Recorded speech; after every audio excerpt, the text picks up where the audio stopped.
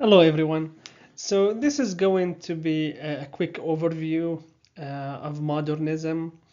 I just have some quick talking points about modernism and the development of literature in the 20th century. So this is going to be a fairly quick video. So first we have this idea of modernism um, being two things at once, so to speak. It's both an aesthetic movement and a historical period. And of course, when we are dealing with literature, usually we are referring to modernism as an some kind of aesthetic, right? A unique aesthetic approach to the writing of literature. And what comes to mind usually are writers like Virginia Woolf and James Joyce. So we should make this distinction.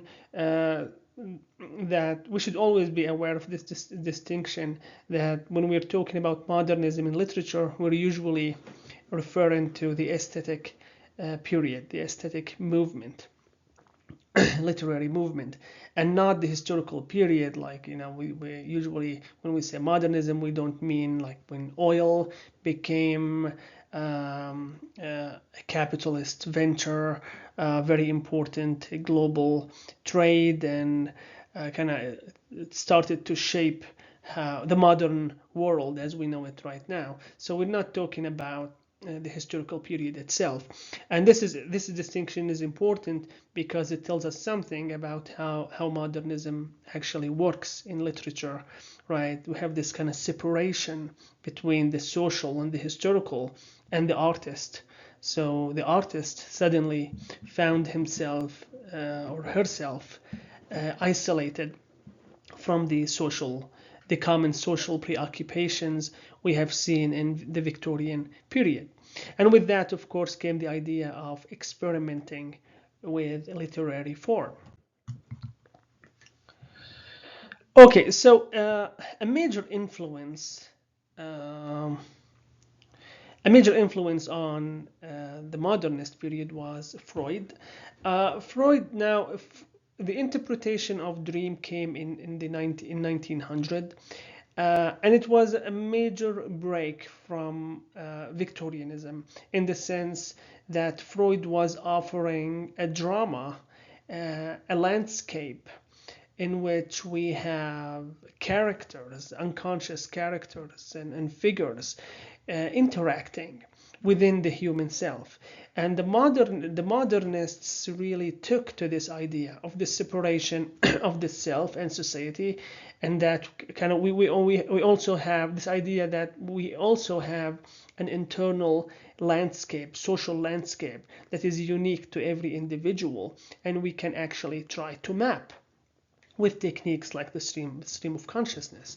So I think a good example of this dawning influence of Freud on writers and artists, I think we can see a good example of that, the rudiments of that development, in D.H. Lawrence's Sons and Lovers, which was written in 1913. It was an autobiographical novel, and since we get D.H. Lawrence, we see him kind of preoccupied with this idea of growing up, and his relationship with his parents is fairly emphasized in this work. So yeah, the distinction was, it further alienated the self from society, because Freud again was focusing on the internal happenings of the human self.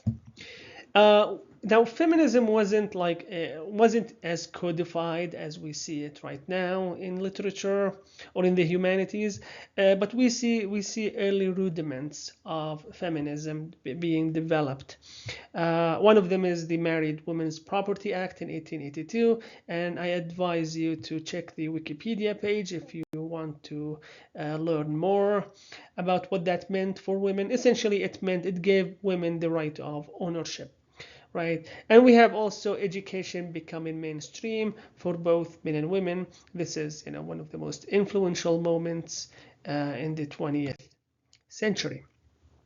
We also have the idea of decolonization, and this became more obvious in the aftermath of the political independence of Britain's former colonies. Now, basically, decolonization meant that the colonies started to try and revive tradition, indigenous languages that were kind of suppressed under the English rule, right? And so it's decolonization kind of entailed a move away from the English tongue and more into the local indigenous heritage and tradition. And we will talk more about decolonization when we reach post-colonialism. Okay, so we already talked a bit about this. Now, the focus on aesthetics, as we said, alienated the artist from society, from the group.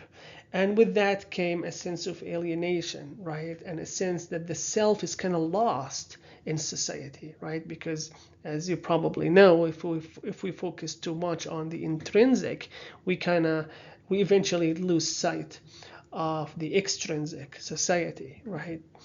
And so we also have the idea of self-consciousness about language. Language became a tool for the modernist, right? And with that came a sense of self-consciousness, because it's my only tool as an artist, and it's kind of separate from society.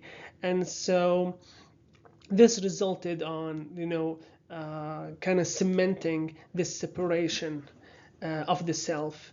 And at the beginning, in the 1920s, this was seen as depicted as overtly negative, right? The self is alienated, and we're not sure what to do with that.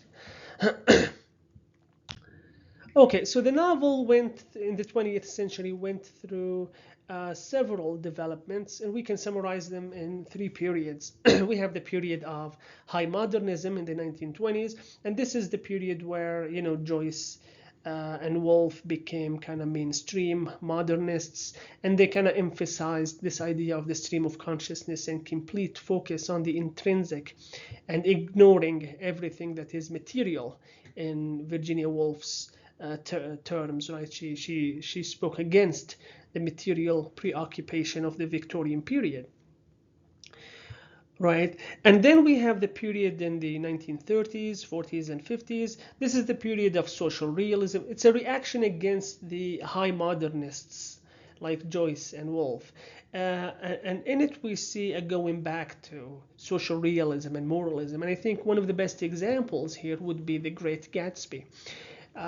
Because now we have a narrator. The narrator is not the protagonist in The Great Gatsby, and this gives the Fitzgerald some kind of distance in which he can incorporate some kind of social realism and social critique. And so we begin to see this kind of reaction against the high modernists. And then we have the period after the collapse of the British Empire in the 50s and 60s and 70s. And this is the period where the TV became kind of mainstream, and that affected art and literature, right? Especially the novel. So the TV became mainstream. We have the proliferation of images. In postmodernism, the self-consciousness about language that the high modernists had became more playful. So we have the idea of play and pastiche in postmodernist writing. And so there is a huge shift here entailed by the advent of television and the image and the simulation. And so the loss of self was no longer lamented in the age of TV, so to speak. So alienation became kind of celebrated. And we see this, by the way, if you want a good example, I would suggest reading the New York trilogy by Paul Auster, right? In it we see this kind of very obvious celebration of the loss of self, which was kind of one of the main themes for the high modernists. So again, to reiterate, Joyce and Woolf in the 1920s, in the period of high modernism, were preoccupied with depicting the human mind, the machinations of the human mind, so to speak, an ordinary mind on an ordinary day, and this is the very well-known method of the stream of consciousness, right? Following the stream of one's thoughts. Now, uh, Evelyn was a short story published in Dubliners, and it was published separately in a magazine in 1904. And in it we see this. This is a quotation from the final moments. Um, in the book. And here we see the high modernist complete loss of self, right? Loss of mobility. She's unable to cross this threshold with Frank, so to speak. And the lines kind of tell us that she's not staying there out of duty or love for her parents. No, she's just completely immobilized. Joyce tells us she set her white face to him, white, just like a ghost, passive, like a helpless animal, and her eyes gave him no sign of love or farewell or recognition. So she's effectively turning into a ghost. So we have a complete loss of self, and we also get the sense of how negative and how kind of heartbreaking this moment is for Evelyn. So yeah, this is all I have.